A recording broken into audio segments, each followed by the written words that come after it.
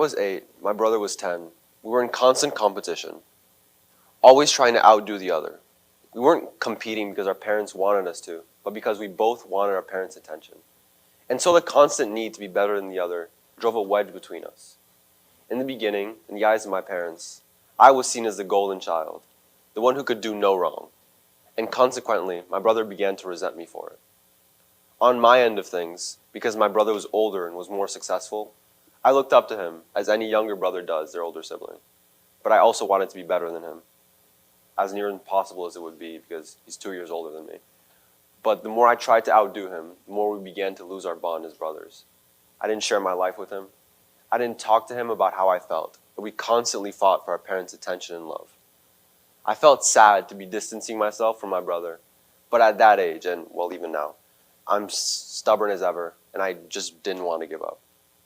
Nothing changed between us, and until my parents, not really understanding our troubled dynamic, but merely thinking that we should learn to understand ourselves, signed us up for a Shotokan karate class. My first thoughts were, I get to punch my brother and not get away with it. Count me in. But when I started practicing with him, something unexpected happened.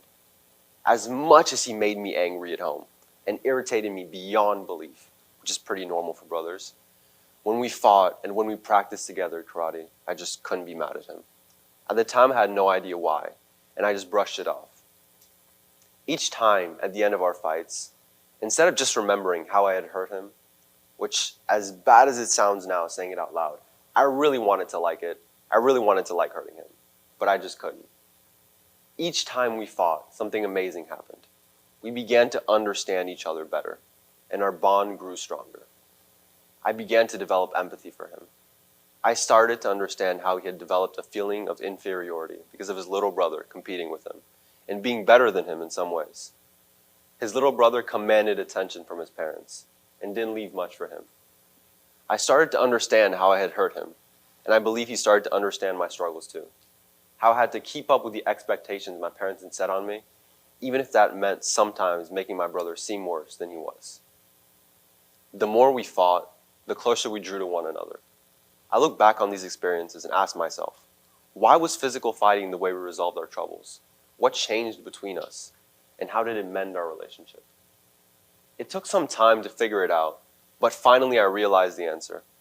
After having driven a wedge between myself and my brother, 3 years of not very friendly competition, nonverbal communication allowed me to develop empathy for him through karate, which ultimately paired our relationship.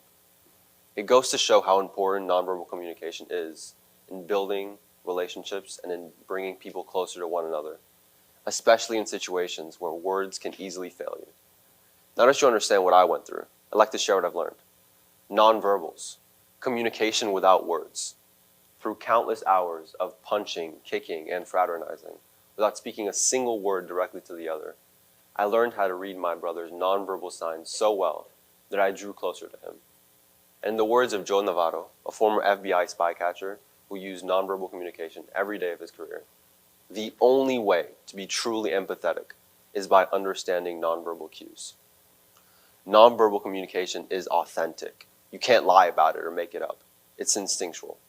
Now I want you all to think about the most recent time you ate something really spicy, sour, or just gross. Now I'm betting you made some pretty funny and interesting faces when you were eating whatever you were eating.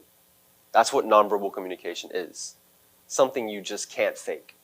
It's your true reaction to something, not what you intentionally show or try to display to others. According to a study by Professors Viraj Mohan and Mohandas in the Indian Journal of Psychiatry, this is because of the limbic system, which is a rather primitive part of your brain that controls our reactions to the world. It regulates behaviors we need for survival, like feeding, reproduction, and it regulates the fight or flight stress response. According to Albert Mehabian, a researcher of body language, this system of our brain regulates what we unconsciously show others, relating to our state of mind, the gestures we make, our posture, looks, and facial expressions, all of which we call nonverbal communication, which accounts for 55% of all communication. The remaining 38% is the tone and volume of our voices, and the last 7% represents the words that we say, which we use to communicate, which gives us perspective of how much more important our gestures, facial expression, body language, and other nonverbal cues are compared to our spoken words, no matter the language. Nonverbal communication is what makes a heartfelt and intimate moment, which could change our perspective of the world, as opposed to a boring or mildly entertaining everyday conversation. Nonverbal communication, when we pay attention to it, gives us a rough understanding of what someone else is feeling. For example, you could look at your baby and be able to immediately tell they're sleeping soundly or having a nightmare. Or you could look over at your best friend and be able to tell if they've had a rough day. That's why nonverbals are so important. They bring us together and allow us to show empathy. That is what nonverbal communication does best. And according to Laura Maddox, from a clinical reviewer from Better Health Therapy Service, nonverbal communication is all about bringing you closer to the person you're interacting with. Whether it's by showing attentiveness with head nods and a smile, or showing compassion through physical touch in your presence. Nonverbal communication is a powerful tool that shows that you care. Or like any other skill, we can improve on nonverbal communication skills. So instead of doing it unintentionally, we put purpose into our nonverbals, thereby deepening and developing our relationships. After having a rocky relationship with my brother, nonverbal communication helped me deepen my bond with him and allowed me to connect with him in a way we had never done before. In the end, the deciding factor for what caused the change between us was that I was finally able to feel empathy for him through these nonverbals. In your daily life, if you simply made a point to be more conscious of your nonverbals, to be conscious of what signals you're sending out to others, you'll be able to understand one another better, and you'll be able to build a stronger bond simply by smiling at your friends more or keeping eye contact with someone for a bit longer than usual. These small gestures have power. When you leave here, one of the things I hope you're thinking about is, how do I change my nonverbals? How do I become someone that uses my nonverbals to help others? Because if there's one thing we need in this world, now more than ever, it's to be more empathetic.